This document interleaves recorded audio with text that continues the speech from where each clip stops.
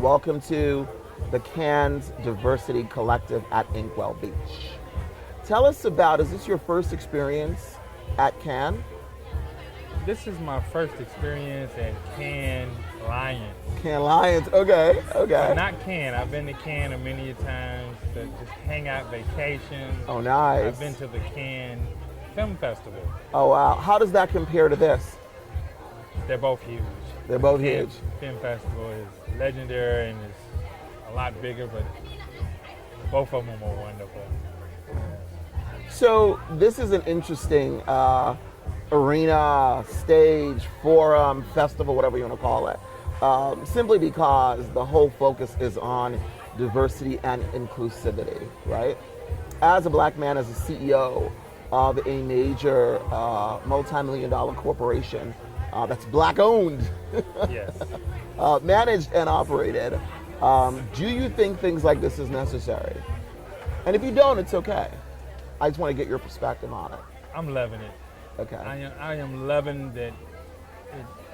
First of all, it gives us our own place to come.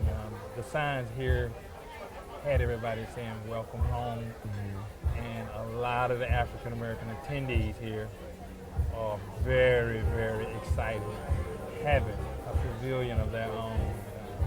I can see the joy of people walking down the street, and I heard so many people say, "I'm going to Inkwell Beach." Nice.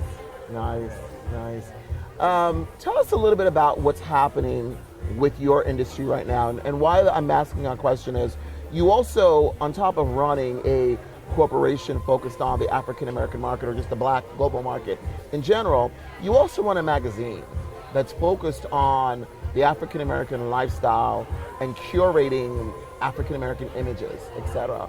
What's happening in the industry now that's either relevant to diversity or inclusion? Well, I think all industries go through changes.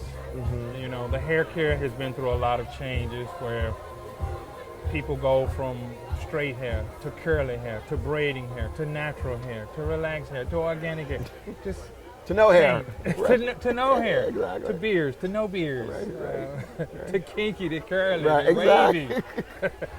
You can go on and on and on. And I think magazines have changed to go from print copies to digital copies to online, social media, the whole gamut. And hair shows have changed with YouTube videos of teaching classes. So now you can literally attend a hair show without ever leaving your home. You could stream the hair show. You could. Wow, that's quite amazing. So that must be a major change to your business model, right? Because I don't think when you started the hair show, you even thought you'd be streaming what you guys were doing on stage to people all over the world, right? We didn't see it coming. At all. Were you all prepared for it? Well, you either get prepared or you don't survive. Or you don't survive? With all of the industries, when it changed, you have to change. Excellent. Yeah. So tell us a little bit about the changes in the magazine.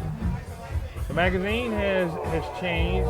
Like I say, it's not just you print magazines, put them on the newsstand. The newsstand arena has changed. When I go to New York now, there are newsstands that say newsstands, but there is no news in the newsstand. They sell souvenirs, t-shirts, cell phone accessories, everything but news. There are no magazines, no newspapers, no books, no news in the newsstand. Wow. Wow. And that's because they have lost those customers to social media, online, digital, other ways of actually reading and consuming news. It's interesting because, you know, a lot of your competitors no longer exist. And I mean, you know, I have a guesstimation of it. I think a lot of it is because they were not prepared for the rapid change with digital. You want to talk about that a little bit? You basically said it. They were not prepared, they didn't see it coming, and they didn't have the resources to react. I asked the question simply, and that's I think honest, transparent, honest answer, because a lot of the things we've spoken to about 28, 29 people over the course of the festival, and a lot of the conversation has been about digital, and one that African Americans, people of color, we're a part of it, but we're not necessarily utilizing it in a way that we're controlling our images, or in a way that we're kind of monetizing it, right? Obviously, Right. businesses that owns it would be able to monetize it. So I think it's an interesting correlation that, you're here, so clearly you're doing something, right? Yeah. And my understanding is that the magazine now is also digital, on a digital format. So you're able to go to Upscale Magazine and download it, as opposed to just getting the print, which you also still do, which a lot of magazines don't do, Yes. right? And one of the reasons that we still print is early on, a lot of our distribution, since we were a hair care company and a beauty company, we had magazines and salons all over the world. Mm-hmm. So now there are less and less newsstands, but more and more beauty salons, more and more barbershops. So we are now moving a lot of the copies that used to be on the traditional newsstands into salons now. Wow. So we have a team of about 100 salespeople that's all they do. Wow. Is physically place the magazines in salons. Wow. So when a customer comes in and has to sit under the dryer for 3 hours and get your hair dried, it's one of the few magazines that still they can flip through the pages under the dryer. And nobody wants to have, you don't have your desktop under the dryer. Under the dryer you can flip through. Yeah. Well, you can get an iPad and flip through. That's another discussion. Yes. So next year, I mean, everyone seems to be very impressed with what the collective and Inkwell Beach has provided here. What are some of the thoughts on what you may or may not do for next year? Because this is going to be bigger and better, etc. For next year.